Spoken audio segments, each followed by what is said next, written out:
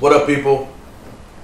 Welcome back to the Havana Lounge Podcast. We're active once again. I'm excited, man. It's been a great week. Last week, we had a great week there, great show there, and now I'm fired up about tonight's show. We got Thurstin Howard III, Brooklyn's own MC, Low Life, rocking my Low Life piece.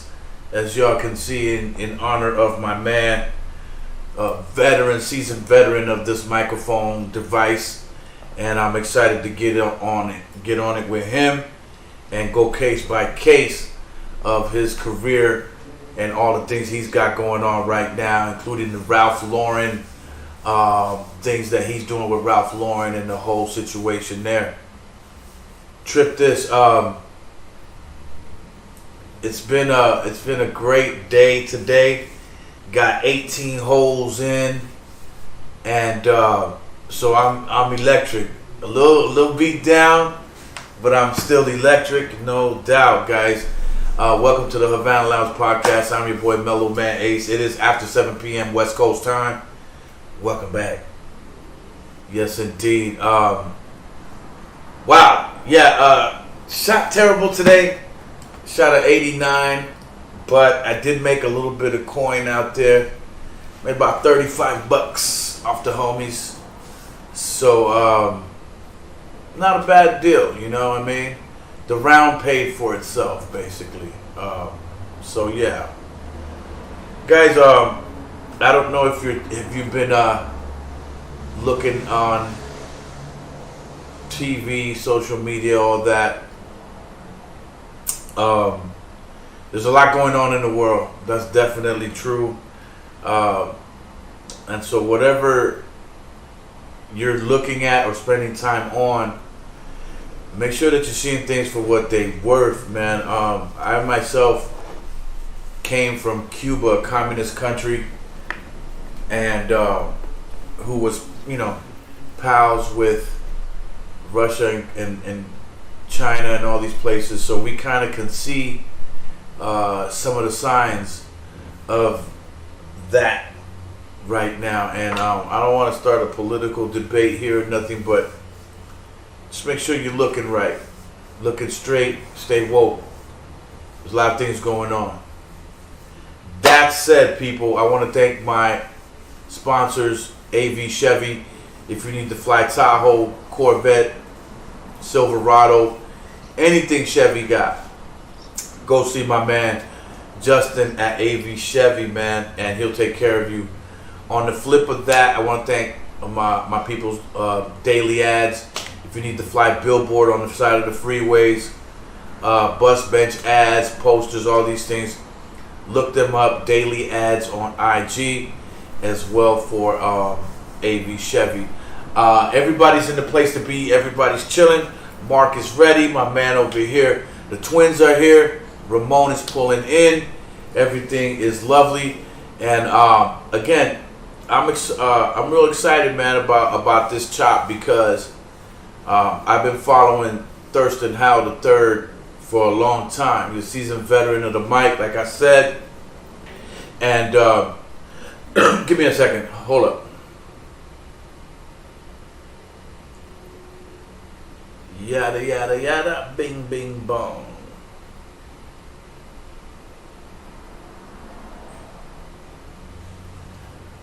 So, everybody in the chat room, welcome. How's everybody doing in the chat room? Huh?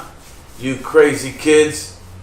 Yes, indeed. I want you to throw up your city, chop it up with each other, throw your city up in the chat room, and let's get this popping and activated for my man Thurston Howell. All right, so that's just what it is, people. I'm excited. When I come back from this break, I will be doing my wine and cigar review. So, guys, I want to take a short pause. I want you to go ahead and get your blizzy, get your wine, get your drink, get your situation right, and come right back in 2 and 2. Peace.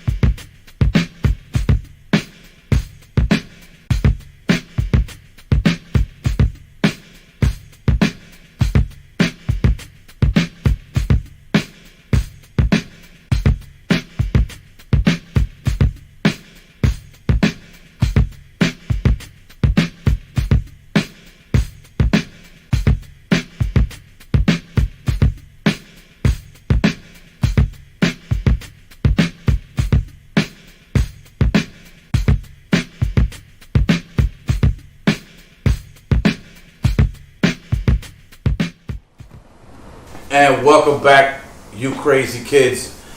Mellow Man Ace in the place to be, no doubt. This segment of the show is sponsored by Daily Ads. Let's get right into it, man. The Rocky Patel Vintage 1999 cigar. I had it, took it out on the golf course today. And let me tell you, man, I think I've said this before, and I'm going to say it again. I don't think that Rocky Patel can make a bad cigar. This little baby right here is a 17 buck chucker, 18 buck chucker, and it just smells delicious. The aroma's flavorful. The leaves were working all in unison with each other, burning evenly up the cigar, and no flaking. No, none of that, shady cigar builder shit when it comes to Rocky Patel. Today, I'm giving this one right here, the Ace of Hearts. Absolutely, Rocky Patel does not make no duds. Guys, if you ever go on the golf course or you're just hanging out with the boys, I suggest you get one of these off the rip, all right? Ace of Hearts for the Rocky Patel today. Turning our attention over to this wine I got right here. Today we're trying the 19 Crimes Snoop Dogg wine. Now, we did a little bit of research, but I'm going to tell you about it once I take a sip.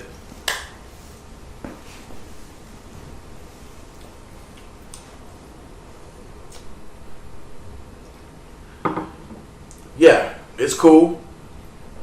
It's cool, a little sour, if you like that sort of thing. Did I see what that was? Was that the Cabernet Sauvignon? Let me get that over here. Yes, sir. Yes, indeed. The Snoop Dogg 19 Crimes is front and center today, people. This wine seems like it'll get you all fucked up. You know what I mean? So you want to take it light and drink responsibly on this motherfucker right here. It's grapey. I'm gonna tell you like that. It's real grapey.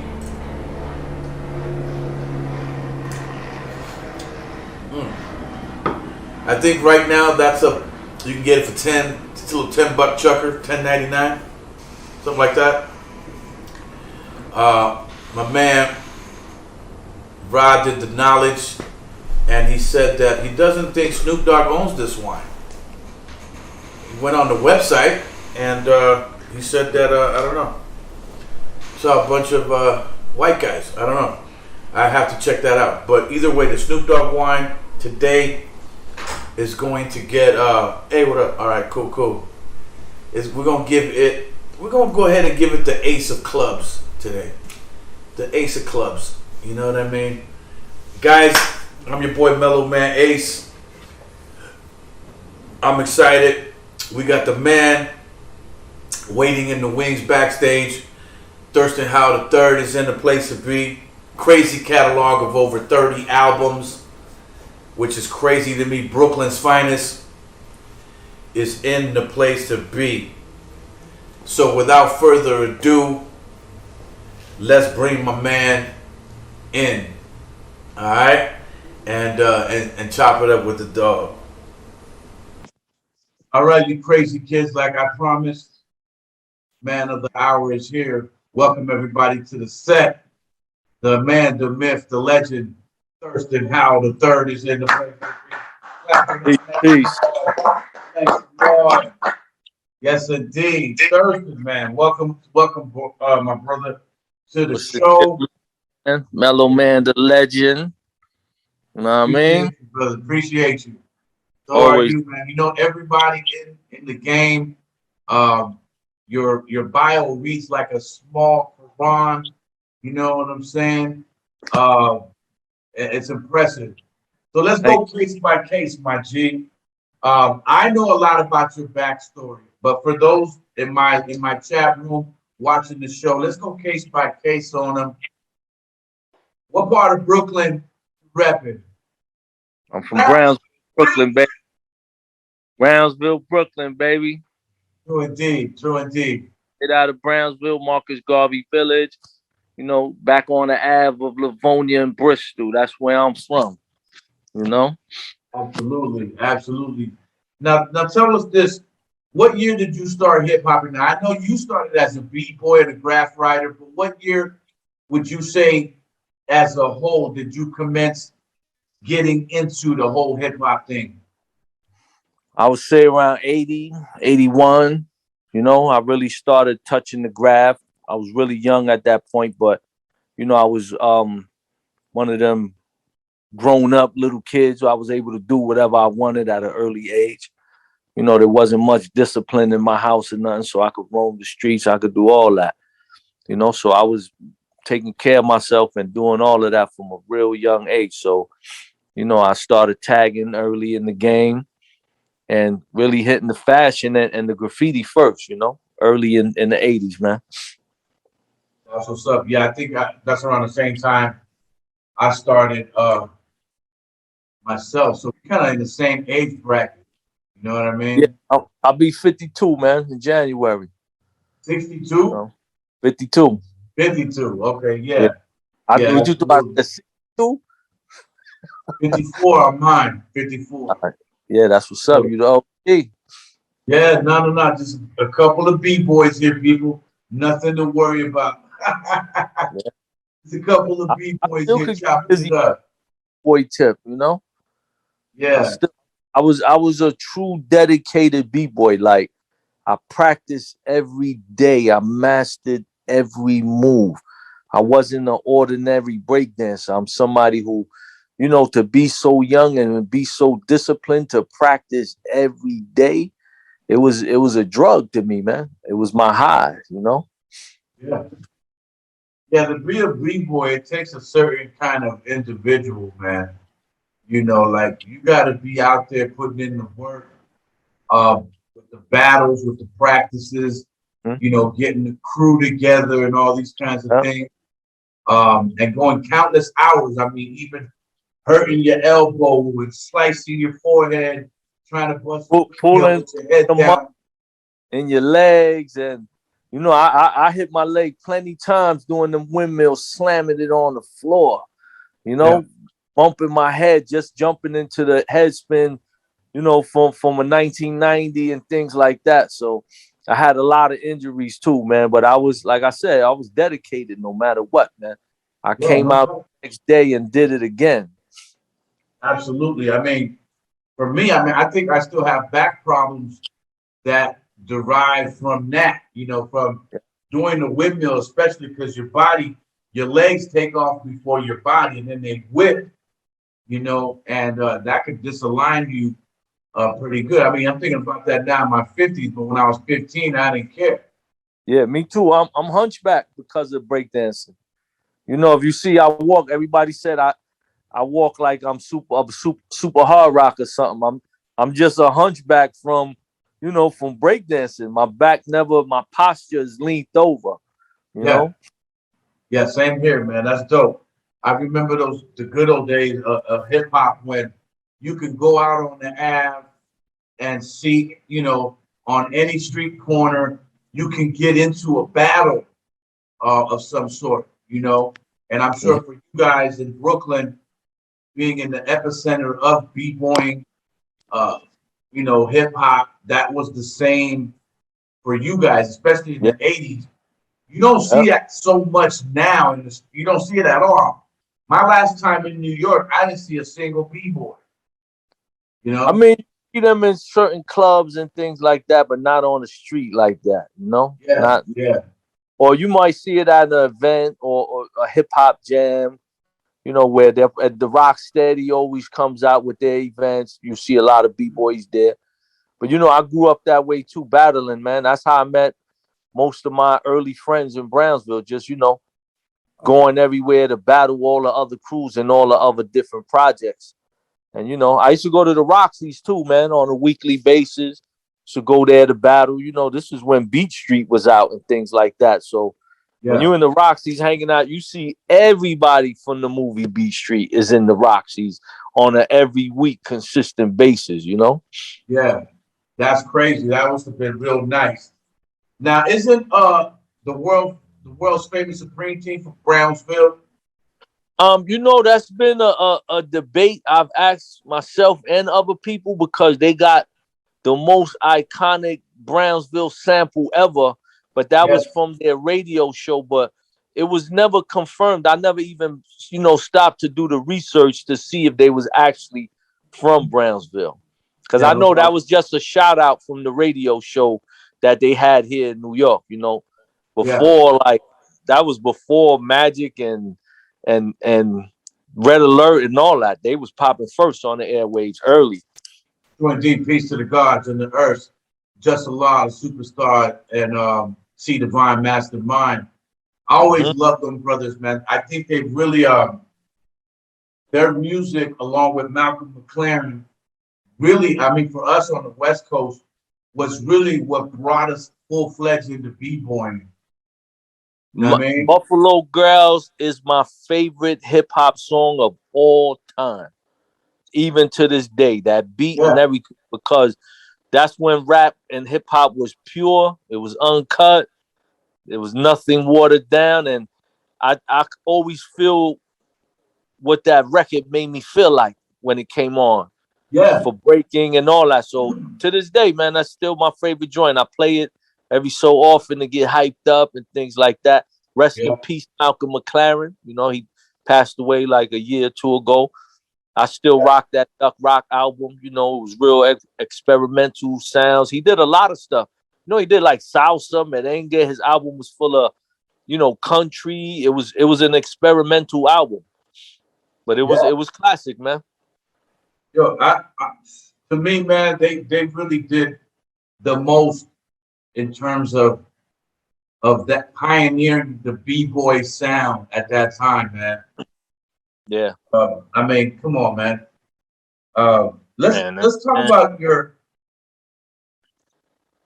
let's talk about your catalog a little bit. Let's not. I'm getting all nostalgic with you here, but let's Nah, talk about the. Let's talk about. Let's talk about 30 albums worth of work. and I did 5 during the pandemic, so it's not a game right now. Yeah, I'm ready to really let these albums loose. I mean, my name is Thurston, man. I'm hungry. I'm a fiend for hip hop. I'm not an average. I'm not a hip hop fan. I'm a fiend. It's different. You know what I mean? Like even in me being an artist and a performer, I always tell people this ain't no different than being a crackhead because I'm chasing it every day, every night. I'm going state to state, and yeah, it's what's in me. It's what I want, man. that's dope, man. I mean, when I remember when you first came in the game, they had you as unsigned hype in a Source magazine, right? And Hmm. I remember watching that, reading that, because I think I was on my second or third album by then, second album, and you popped up, and everybody was like, Thurston Howell III, Thurston Howell, you know? And I was like, then I heard or I read, excerpts from the rhyme they were quoting. Like, this guy's a fucking beast. You know, whoever he is, he's a beast. And I know that was kind of like your injection into the actual business side of things. Yes. Yeah, correct. I mean, like I said, I was a hungry step into everybody rap. I stepped to everybody business. I don't care who you was. When I seen you, I'm approaching you, and you're Yeah. gonna have to battle me because I'm not letting you walk away. Remember we was already on the streets doing all the other things. So when I transitioned to hip hop, my aggression was always the same. Yeah. But hip hop also taught me how to calm that shit down. It taught me how to open my mind, and it made me who I am today. Because when I became interested in being an artist and learning how to work studio equipment and all that, my mind expanded. But it didn't just expand to the music; it expanded to everything in life. That was definitely my gateway, man. Hip hop was my gateway to opening my entire mentality at the same time. So that's how those 30 albums came about. It's 30 albums and mixtapes combined. Because Yeah. I just do massive music. I make a mixtape like it's an album, even if it's other people's instrumentals and things like that. But I'm still getting busy on it, man. And it's like, it's just the hunger, me knowing that anytime I feel a beat and it inspires me to write, I don't I don't sit on it. I do that immediately. Cause once you got the feeling, I just execute the feeling and get it out the way. And that's why I got so much material, man, because of that. I never, I love this more than I probably loved my own mother. So that's how Yeah. ambitious I was toward it. And I never thought I was gonna be a hip hop artist either. I was in the streets, I was doing all this other stuff, and I was being a fiend for it, but I never considered it before. And when I actually seen that I had it, just by being a fiend and study everybody else, that shit was in me without even knowing. So when I attempted it, I couldn't believe how nice I was. I impressed myself. And then from that day on, I put 150% from the first day I started. Is And that I, what kind of got you to get involved with the first Rap Olympics? yeah, I mean, I That got same involved hunger, with the that rapper. same, you know what I'm saying? That same hunger, that passion. I mean, I was drafted in the Rap Olympics by Wendy Day, because she recognized that hunger and that passion. Wendy Day used to do ciphers in New York City. She had like had space in like a musicians union or something in Manhattan, and they would let her have the spaces for MCs to come out and do ciphers, and there'd be MCs from all over New York City coming Yeah. there to test their swords, and I was there every week tearing them apart. And, I met a lot of brothers that inspired me at the same time. A lot of brothers I built lifelong relationships with. A lot of brothers who made it in the game was there. You know, like Poetic from the Grave Diggers used to be there. We used to get it on a regular basis. Wordsworth used to come through.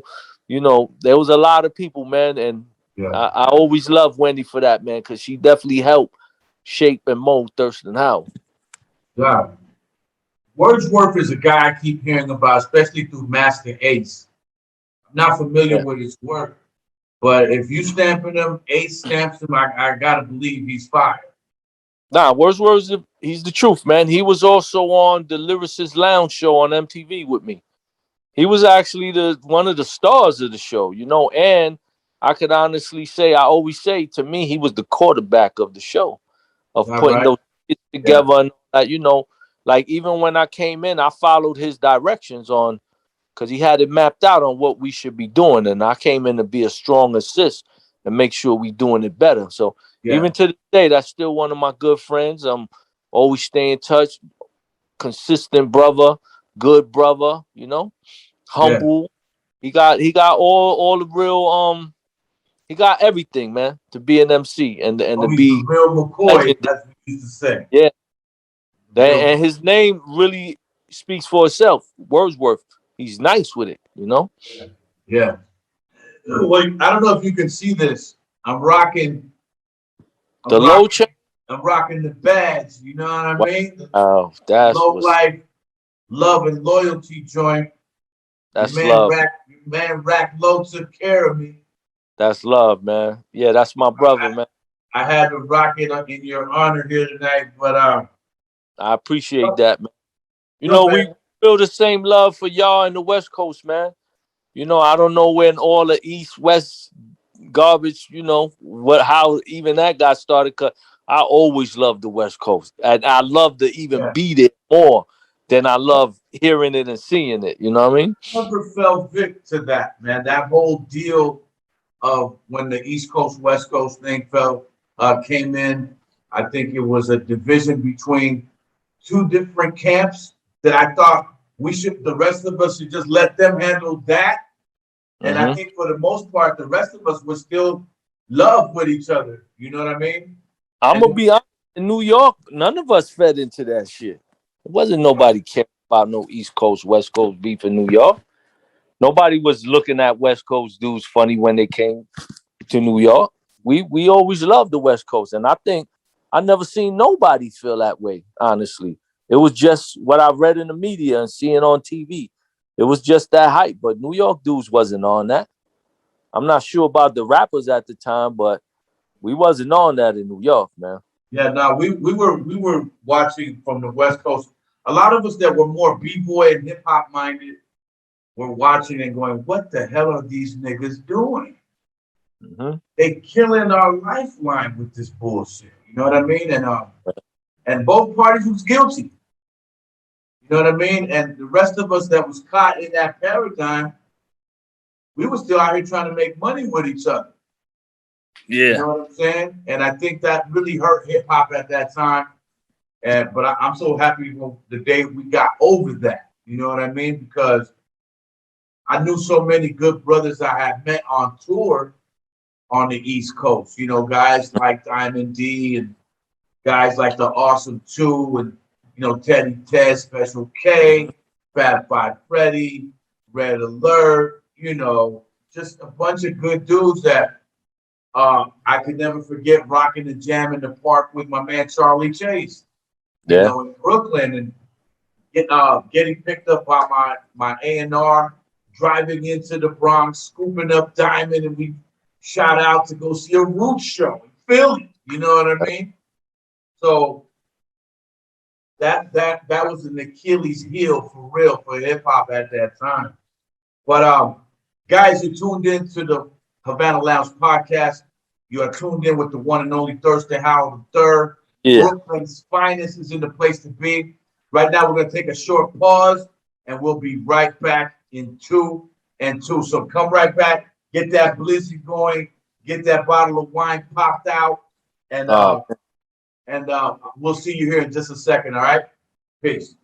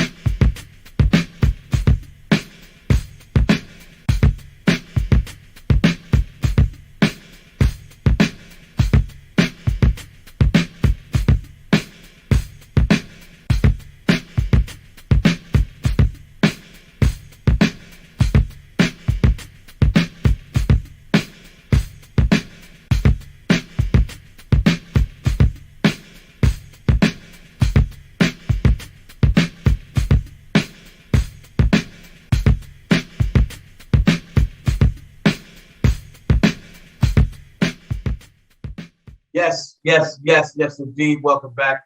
The Havana Lounge podcast is mad active tonight. We got Brooklyn's finest, Thurston Howard III, in the place to be. Thirst, man, let's go case by case on the catalog a little bit, if you will, because I mean, I'm seeing so many hot 1999 the Rawkus Records, Brooklyn Hard Rock, and then I'm seeing the sound bombing. That one I kept in the whip at all times, you know. Yeah. And, Brooklyn Hard Rock was on the sound bombing, but they only put one verse on sound bombing. So they released a single with all three verses, but it only had one verse on the album. It was like the last song on side A or something. But it definitely stood out like a motherfucker. I mean, that was an all-star cast on that record. Before they were all stars. Real talk. How did you land that? How did you go about landing that? What happened was I had played my demo at ASCAP one day. They had a listening session with an audience. And when I played my demo, it was also through Wendy Day. She had set that up. And I met Danny Castro from the Lyricist Lounge.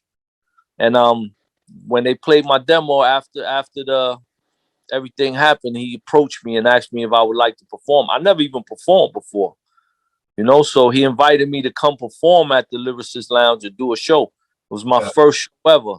So I went, I shut that down, and then after that, he asked me if I would like to be on the album, The Lyricist Lounge. You know, so they had a skit called Bathroom Cypher. They invited me to come up in there with a bunch of other MCs. And, you know, even when I went to that studio session, I went attacking everybody. You know, I ain't go on no cool, humble shit. I went, disrespectful rapper, I'm shutting all y'all down type of shit. You know what I mean? So I did that. And then, you know, after doing that verse on the Bathroom Cypher, then Rawkus actually hollered at me to do a single with them, just from hearing that Bathroom Cypher joint. Yeah. So I was working with my dude Shaka, man. He was actually Mos Def's manager at the time, but he was also my dude. I did a bid with him, you know, up north. So he became a manager. You know, he even when we was in jail, he used to always tell me that Q-Tip was his man, that was his people's. So when he was up north, he went to college and he was like, I'm going home to manage and work it. And, you know, I wasn't a rapper or nothing at the time. So when he seen me perform after he was a manager, he didn't even know I was a rapper. So and then he took me on and he handled my deal with the Rawkus. You know, he got me the single money and all that. So, you know, rest in peace to my dude Shaka too, man, because he gone now. You know, but that was a big plug for me. Just, you know, and the Rawkus thing, it did a lot for me, man.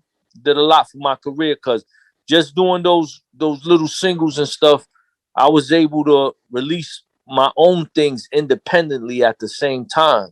And that helped my career. Like, you know, I had such a buzz that they were automatically finding the other stuff I was putting out at the same time. Yeah, I mean, in New York at that time, you guys had so many different styles and so many different kind of energies, man. And nobody sounded like nobody. You know what I mean? Especially those that got through. I try to keep that alive, man. Even in my stuff, man, I try to be as original as possible. You know, my style, my name, my flows, even like with the Spanish, man, just like yourself. You know, in New York, a lot of dudes were scared to speak Spanish, like it was something soft about it or something. Yeah. And, you know, I always looked at, like we spoke on before, your music, you know, the Dream, the Disco Dream, Mean Machine, you know, Chic verse. I was always inspired by the Spanish verses, you know, immediately. So when I became a rapper, I made a Spanish song immediately with Latin lyrics. You know what I mean? On my first album, I was doing like two cuts per album. Then I transitioned into doing full albums in Spanglish. You know, but like I said, dudes were scared in New York to do that. They act like you know, you was gonna be looked at as being soft or something for being Spanish, or, you know, I lived in Brownsville. There wasn't no Spanish people around me, and all my black brothers was telling me, "Yo, you need to do that Spanish shit more." Now, I mean, Yeah, they was that's dope. That's real dope. so, you know, Yeah, man. I mean, definitely loved it, man, because the flows is ridiculous in Spanish. It's different. yeah, no, I mean, it's got its. I remember, look, when I first heard Mr. Shit, that right there showed me my future, and so I know how you felt as well. You know what I mean? Like, yo, I wanna follow up with how my brothers are doing over here as well. I mean, there's always one thing. It's like it's okay. Most black rappers at that time come with the fist and yell, you know, I'm proud to be black and all these things. And for myself, I remember it was we just said, okay, we're proud to be Latino, Afro-Cubans, and shit like Mm-hmm. that too. And I think that's what helped to break that through, and for us to get a look in terms of being able to tap into other markets on a global scale and realize that, hey man, the world is much bigger than my area. You know what I'm saying? And Yeah. there's fans out there hungry for this. Yeah. When I started doing complete Spanish album, I started venturing into unknown continents, yo. I Absolutely. started working in places I never heard of and doing shows and spots I never imagined I would be, man. So Yeah. it definitely helped carry me. And remember, I've been independent the entire time. So it was never nothing that had my back. I never had a cosign. I Never had the label, money, and none of that. never had none of that. So it's like I'm always pushing hard, no matter where I'm going, to make sure you remember who the fuck I am and how I get down. Cause I just wanted respect. I ain't care about nothing. I just want to make sure, you know, you're gonna respect me as an MC. That's all I was looking for. The same way as a B-boy, you're gonna respect me. When I come through, you're gonna know that motherfucker's nice with it, you know? Yeah. No, I think people know. Real ones especially know what time it is on Thurston Howard, man. Nah, If it's you're a love. real spitter, if you're a real spitter or you care about lyrics and vocals, you know, and you care about skills and these types of things, you know, then you know what time it is on Thurston Howard. I don't think nobody wants to test that. You know what I mean? Even today, Yeah. which probably nowadays you probably don't get as much, you know, anymore. You know, niggas trying to test it and none of that, right? I mean, niggas don't test nothing, you know? I'm just being real. Yeah, They talk about it. Ain't nobody testing shit. But you know, as far as you know, I'm humble at my approach now with the music and at people. I'm not as arrogant as I once was. You know, I'm not as disrespectful to other artists and all that. If anything, I'm always, you know, encouraging other artists and giving them their props and things like that. It's not really about my ego anymore, man. Because that, you know, once yeah, upon a time, that was what drove me. But that's not the case at all. I feel I've accomplished more than I ever dreamed about. Even if I never had a hit record on the radio or you know, sold platinum but yo, I accomplished more than I ever dreamed about doing on my own. I got to see the world, man. Before this, I was touring the prison system. So to see that and for my life to transition the way it went, yeah. I would never in a million years imagine that either, man. So No I'm doubt. just grateful, and for the experience, the journey, and I wish everybody the best in this, man, because I know how hip hop has transformed so many lives. I look at what it did to my life. Yeah, So I'm always encouraging the next brother to do his thing and all that, and not trying to be little or be the best at that. You know, I could do me without, you know, pushing my ego or poking out my chest. I could do it very humbly and still, you know, dig a motherfucker's grave real nice with it. yeah, yeah. I mean, I guess that's where you get sort of that whole way you guys came in with the whole fashion thing as well. You know what I mean? Mm. Like you guys, your whole clique steps in fresh to death. You know what I mean? And that's kind of like another facet of what you guys do. You know, because I remember I saw a doc, a small little interview. I forget if it was a doc where you were saying, you know, you was running up in department stores and boosting shit, looking fresh, and coming to the jam. And that was something big, like an event back in the day, right? To go get fresh, go to the jam, and by any means type of shit. Mm-hmm. But you had to be fresher than whoever was there. You know, like our model was like this. All right, you know, we go to the jam or the club or whatever. You know, it might be two dudes in your clique that's really doing it real hard, but there's 50 of us shitting on everybody's outfit. 50 of us at the same time. Yeah. That was like almost, you know, in Brooklyn, like that was a big thing. Going to Coney Island, going to the Deuce, 42nd Street, you know, just walking. All these places was always full with people from the hood, from all the different hoods throughout New York. Come to Coney Island or come to Deuce, Times Square, and you know, to be standing out like that and be known, you know, and making your presence felt to every borough, because it was every borough that was out there. Yeah. When you theaters and all that, and then you know you had to establish that respect, because at the same time, I've often thought that New York MCs had an unfair disadvantage. Now let me tell you why. This is my theory. Because y'all had the mob so thick all around you, and I think when you hear a lot of y'all's lyrics, y'all dudes are like, we'll cut you up, put you in the trunk, drive you off the bridge. You know what I mean? That's like the New York, like MC-minded shit that I hear in a lot of records. You know what I mean? And out here, we didn't have that so much. I mean, there was an LA mob, but it was like very low. We didn't even know it was here. Whereas you guys are watching, you know, the murder of Albert Anastasia, Paul Castellano, Sammy the Bull, and these guys, John Gotti. And I think a lot of MCs have incorporated that kind of vigilante. Yeah, like a vigilante. Yeah. That's like that's the aura of the city, period. You know, and like that's the subway train, you know, riding the train where there's thousands of people. You know, I always felt like in New York, our advantage was even if you didn't go to school, right, and you didn't have an education, right, you were surrounded by so many people on a daily basis, because, you know, we overpopulated too, that you're educated every day in New York because you're surrounded by 50 different characters and personalities that are all so diverse. It molds you as well.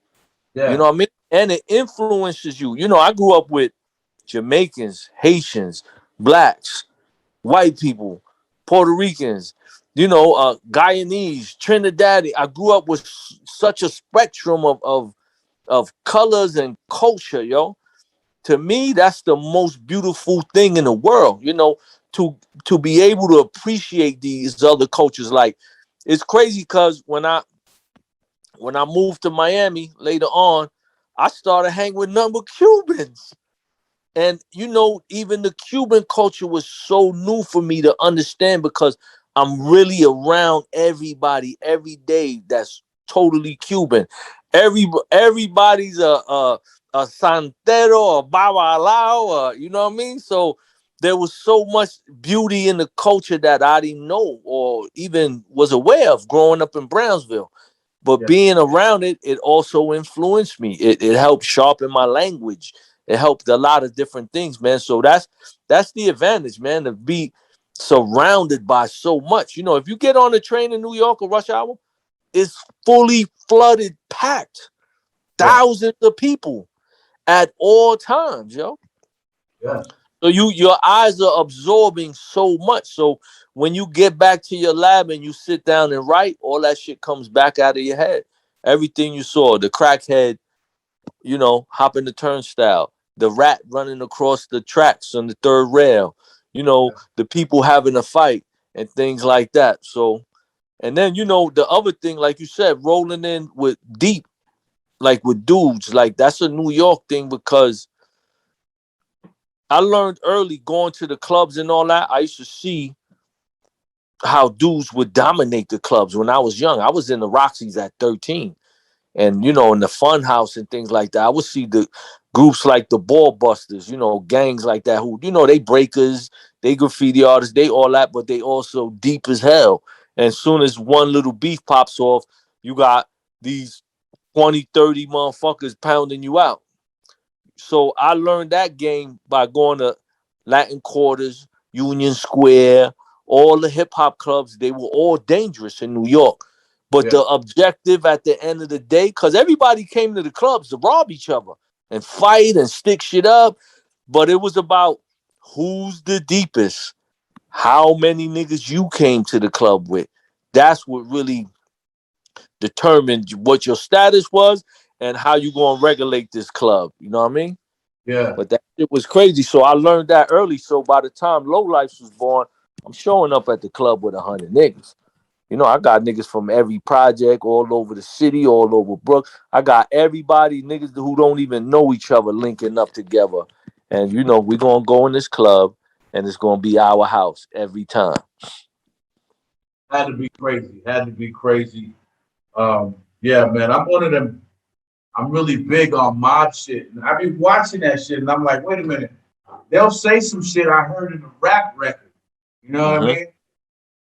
And I'm like, that's you know, it's an unfair disadvantage. Like that has so many dope examples of how to chop an MC up. If you metaphorically mix it with what you're watching, right?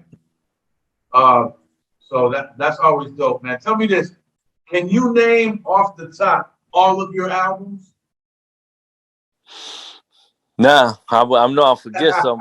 So it's Skillionaire, Skillospher, Skilligan's Island, Serial Skiller, License to Skill, Skillmatic, Skilletary, Skillusions, Skilluminati. Okay. I just did a bunch of new ones. Thought Skillustrated is a new album I'ma drop soon. I did the Skilimanjaro album. I got all these albums in my pocket already. And Skillanthropist. I did La Cura, Mommy and Papi. That Mommy and Papi is the joint with me and Hurricane G. I don't know if you ever heard that album, but it's me and Hurricane G, all Spanglish album. Me and her destroyed it. Serious. I haven't heard that joint. Oh, I gotta send you all that then, man. You never heard Mommy and Papi? Nah. You my mommy, I'm your mommy. With the banging body. Cook the rice and beans, even reload the shotty. You my poppy, I'm your poppy. Yo, this shit is monster. That just sounds crazy. That's crazy, man. 30 years or so. I mean, almost 30, a complete 30 in the game. Guys, you tuned in with the one and only Thurstin Howard III is in the place to be, chopping it up in the hot seat, going case by case on his career. My man has been here for a long time, completely independent. So a lot of you cats that are watching and never got the record deal, you know, don't worry. Look at him. There's a way to do this to where you can keep all your rights to your music, your publishing, and all these things, and still be able to feed your family with what you're doing with your art. You know what I mean? And, guys, and to be able to love what you're doing, man. Still love what he does. Not greater than that, man. I love it. Hold up. Did you say 5 albums during the pandemic? 5. I ain't had nothing else to do. I had a lot of weeks, and it was going down. Every day I was waking up to a new something. And you know, a lot of my albums, I produced them as well. You know? I produced most of my albums. I slowed down on the production because now everybody feeds me production. But before, when nobody didn't want to give me beats, I caught me a MPC and I got busy. I picked it up, man. Guys, you're here with Thurston Howard III. I am Mellow Man Ace. The Havana Lounge podcast is live and direct, baby boy. Check this out. We're going to take a small break, and we'll be right back with a little bit more of your man, the realest one, Thurston Howard III. I'm Mellow Man Ace. We'll be right back in 2 and 2.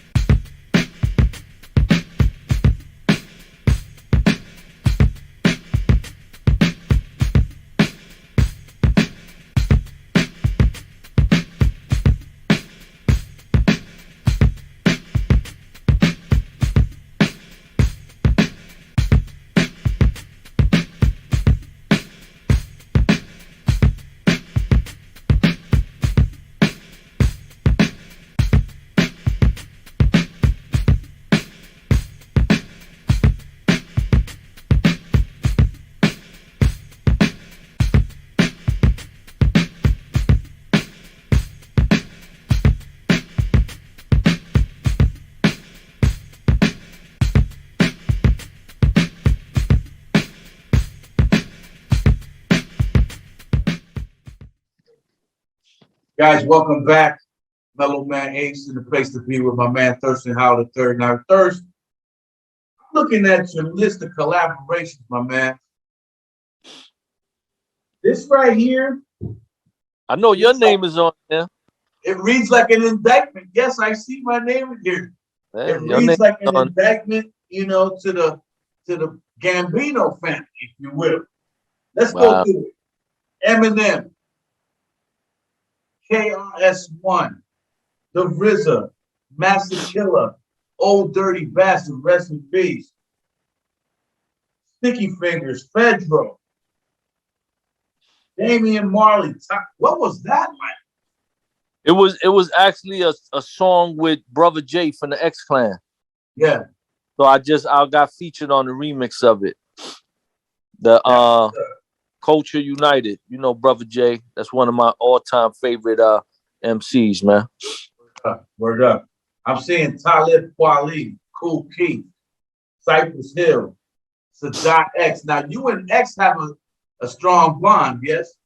Yeah, X is part of the Low Life family, man. He's a major representative, man, that, he helped us push it all around the world as well, That's what's and up. I was always a fan of Brand Nubian and all that. So when we linked up, it was just natural. We put out a project last year called The Guard and the General as well.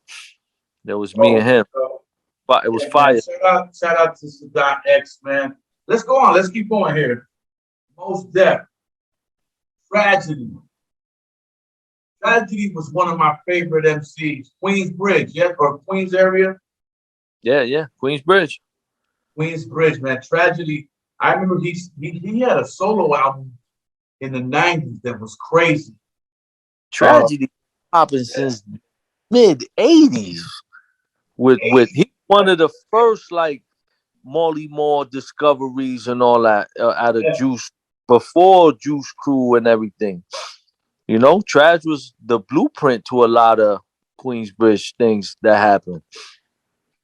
And he's still a super skilled MC to this day. He doesn't miss a beat.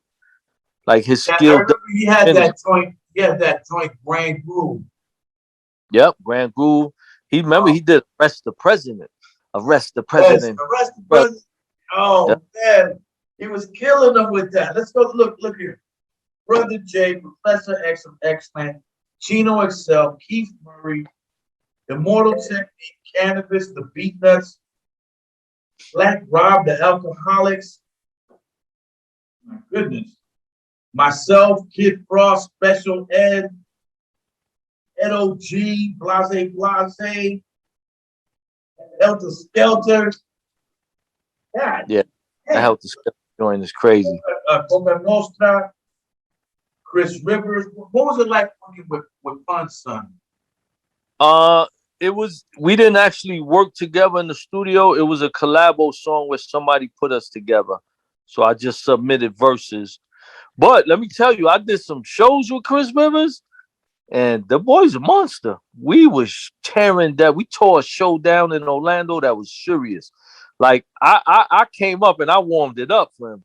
And once I put that crowd on fire, and he came out and he held it down. I thought that was gonna be hard to follow, but he held it down. He was rocking with a dude named Whispers, and yo, they had it, man. They had the chemistry. You could tell they've been on the road right before that. They was on the road with the Locks and all that. So they definitely had got they game on point as far as that stage, man. So salute Chris, man. I wish all the best for him, man, in the future with everything. Absolutely, man. Yo, man. Yeah, this list is phenomenal, man. Nonfiction. I love nonfiction, man. I had some cassettes back in the day. Crazy. Nonfiction is Costa Nostra. You know what I mean? Same crazy people. I see here Dana Dane. Oh man, that's. I mean, Dana Dane is out there on your side. I see y'all be together a lot. Yeah. Listen, man, I won't say I copied Dana Dane, but I followed what he did, like the character. I always tell people that part about Thurston Howard is a character when he rhymes, like Dana Dane, like Snagglepuss from the Bounce Squad, like the rapping Duke, man. I always was into, the imagination and the creativity of transforming into something else. And when I started rhyming, that came naturally, but I always credit Dana Dane like crazy, man, because I studied him. I'm trying to have a birthday party in January, man. I only want Dana Dane to perform, man. For real. Yeah, Dana still looks real young, man. He be hitting 3.5 miles a day in the morning. His vegetables and his fucking fruits. He looks great, man. Yo, shout out Dana Dane too, because he just did Nightmares 2. And he's shooting the video. He's having a Nightmares ball in LA on Halloween, man. Yeah. I wish I could come down for that, man. Yeah, I think it's going to be in Las Vegas, right? I think so. Yeah, so, I might get over there. For that. But look, I'm seeing here, I see the Hurricane G and my man Def Jeff, who produced on my first album. Yeah. Your collaboration list is crazy, man. Take us through, man, because going back to the flyness, right? The gear, the persona that you put on. I know you're working and you've done some things with the man himself, Ralph Lauren, yes? Yeah. I was a part of aside from the fact he probably saw, like, yo, who are these ghetto ass niggas rocking my shit? You know what I mean? Well, how did that come about? Ralph and the company, they've been aware of Low Life's existence for a long time. Everybody admitted that to me. They said my pictures was on those walls in those offices for decades, man. But I got to work with Ralph through doing the shoot for Very Ralph, the documentary about his life. Yeah. The director, Susan Lacey, approached me and asked me, would I be interested in being a part of it? They felt my part of, my story and the Low Life story like goes hand in hand with Ralph Lauren's story and his company. And this is what they felt, you know, that it made so much sense to put them together. Ralph said that himself to me, you know, so that was a big thing, man. And I was honored, man, because it was a big score for hip hop, major, you know. It was, I think a lot of people looked at it in the same way when Dapper Dan got hired by Gucci, you know, because they also got me the model after that. You know, I started modeling the clothes and everything for the company. So that was a big, beautiful thing. And like I said, I was honored, man. No, I can only imagine, man, especially after all those years repping the brand and stunning on niggas. Yeah. Yo, I repped it like that in jail, yo. My cell was poloed out and polo sheets and robes. And so I went hard for it, man. I don't think they know the extremes that we took it, you know, to really look good like that and rep that brand, man. And we was repping it from the heart. That's the other thing. You know, it might sound ignorant or whatever. Yeah, we worshiping you know, a brand and then yeah, but it is what it is, man. Can't change it. You know, it's history at this point. That's what's up, man. That's what's up, man. Yeah, this your bio reads like a straight up indictment. You know what I mean? Just so much to go through. And I just want to say, man, I salute you, bro, on all the hard work and all the material that you put out to the people. I want to continue uplifting you Thank you, man. and just, you know, letting you know I'm a fan. Oh, same likewise. That's real shit. Yeah, man. Like I've always told you, man. Much respect all the time for everything you've done. You know, your accomplishments are my accomplishments. They help me. You know what I mean? Everything you did out there, the way you represented the people, yo, salute 1,000 times, man. Especially like I said, West Coast love. I always loved the West Coast, man. Like for us in New York, seeing the West Coast on TV and in movies, it's only a dream to go there. I remember being locked up, man, and always seeing these West Coast movies, watching Boys in the Hood in jail, and then saying, yo, I can't wait to go to the West Coast. And yo, it was like when I got there, it was on. Yeah, right. For us, we were doing the opposite on this. Man, I can't wait to go to New York. You know, if you can make it in New York, you can make it anywhere. And that was the philosophy for us, especially in our Cypress camp. Like, if we can rock a show in New York, we're gonna make it in this business. So I remember my first time in New York. I believe I was doing Roselands. Wow. And I came out like double trouble in Wild Style. And I was like, New York City, can I shoot my gun? You know what I mean? And everybody, yeah. That was the end. That was the end. It was eating out of the palm of my hand right there because they knew that I knew their situation. You know what I mean? I was a real historian of the arts, and I think New York understood what it was that day. My man, before we let you go, and guys, this guy deserves another 2-3 hours here, and it's not a lot of time together. Now I'm coming back in person. You heard? Back in person. Yes. We'll probably do another song, maybe do a video together. Yes, I'm with all that. So when I touch the West, you already know I'm coming back in person. Tell the people in the chat room how they can find you nowadays. You can find me at thurstonhowler3.com. Instagram, Thurston Howard III, THIRSTINHOWLTHE, the number 3RD. Now, I mean, it's the same on all social media platforms, Instagram, Facebook, Twitter. Everything is Thurston Howard III. Make sure you check my YouTube channel. Watch more than 150 music videos. You know, most directed by me. You know, directed by my brother Low Box as well. Got some directed by my dude Jokes.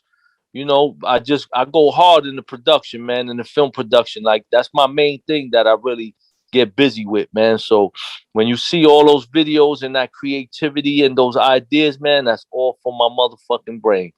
It just accommodates the rhymes and all that, you know. Make sure you see my cooking show, Jail Recipes, is on there. You know, I believe I was the first one to have a cooking show that showed, you know, the recipes from prison and all that. But I didn't want to emulate anything from prison. You know, I just wanted to show you jail recipes so good, you got to try them at home. It was, you know, that was my motto for the show. But, you know, Thurston got a lot of shit coming, man. Thought Skillostrated. I'm going to have to drop that soon on you. Crazy new collabos. Me and Smoother Hustler got this new joint. Brownsville Legends going down. We're about to shoot the video in 2-3 weeks out here in Brownsville. You know, got new joints with the boot camp, the lows and cons with a bunch of Decepticons. You know, I got new joints with Master Ace, the Booze Brothers, Spit Gem. Shout out Muggs. Muggs gave me some tracks for the new album. You know, that Selector. You know, so you know my nephew Zay Skills. My nephew is a beast right now. He producing majority of my stuff. My nephew been producing since he was like 8-9 years old, and he just turned 17, but he's already a master of the craft, man, on all levels. So yep, so we're going hard with it, man. I'm coming with a lot of new pieces, dropping new video I got dropping soon, The Crime Lords with me and Sticky Fingers. I've been sitting on that, sitting on the double dosage video with me and Sean Price animation. I haven't dropped that yet. You know, there's a lot, man. I'm really sitting on a lot. The full Dong Chichahong movie. Yeah. I don't know if you've seen the snippet. That's just a snippet that's out. That joint is long, like, but I'm a probably premiere it next year in a theater or something. You know, me and Box Low directed it, totally written by me. You know, starring Hurricane G, the Microphone Prince TMP. You know, he's on there with me. We got Louis the Fourth, DJ Excess. You know, but it's crazy, man. Super creative, man. We took it to Ricky Ricardo and Babalu, Club Babalu and all that. You know, I try to recreate that whole vibe, and it was big. And I had a lot of fun doing it. It's like an hour and change movie, and yo, I shot it all in one day. Beastin', man. Crazy. You know, shout out my whole Low Life Miami family, Orlando family, all the ones who helped me down doing that. You know, all my Brownsville family, all the chapters in Brooklyn, Japan, Mexico, Paris, Spain, all that, man. So it's real serious, man. Right. But I'm here, man. I'm just here living hip hop, making sure I manifest it, push the culture forward, keep adding on. And I hope I inspire many other artists to take it even beyond what I've done, man. The same way all these other artists inspired me to take it, you know, even further, you know? That's what's up. Before we get out of here, tell me this. Was it always the dream to be this? Or was it a different dream, like be a football player or a baseball player, you know, a congressman? What was the initial dream? Stay alive, man. Stay alive. It was really real, you know? Like this, I never in a million years believe I would have made this happen. It was never a thought. I never played no sports, man. For the record, I gotta keep letting me know I ain't played no handball, no basketball, no baseball, no football. We had different kind of sports in New York, you know? It was all in the streets, man. But like I said, man, the hip hop was always my first love and my everything. So to be able to be a part of it and be in it and to be friends with people I admired, like yourself and everybody else I became good friends with, like Brother Jay and, you know, and Tash from the Alcoholics. Shout out Tash, my Puerto Rican brother. I gotta take him to the Puerto Rican parade at some point. Yeah. I keep telling him, yo, we're gonna start exploiting your Puerto Ricanness, Tash. That's what's up. But it's love, you know? Yo, my man, I just want to thank you for your time, for being with me, man. Again, I want to tell you, I want to keep uplifting you. Sending you the best energy and all that type of shit, man, towards you for all that you've done and all that you continue to do, my brother. I appreciate it, man. Likewise, man. You know I'm here when you need me as well, man. So Guys, the you've truth, been tuned in to the Havana Lounge on the podcast. show. It was an honor being on the show, man. Let's go to Havana for real, because I ain't been there yet either, man. I'm ready. Yeah, no doubt. Hey, we're gonna rap about that off the air. But Yes. guys, the twins just walked in. It's all good. It's all good. Guys, you've been tuned in to the Havana Lounge podcast. I am your man, Mellow Man H. That has been, is he gonna be here? He's gonna be there. That has been Thurston Howard III. Absolutely. And don't forget, guys, in the words of the great Curtis Mayfield, remember that your dream is your only scheme. So keep on pushing and move on up. I'm Mellow Man Ace. On behalf of Thurston Howard III, we saying peace, peace, peace. Peace. 2 L's up to the world, baby. Ha ha.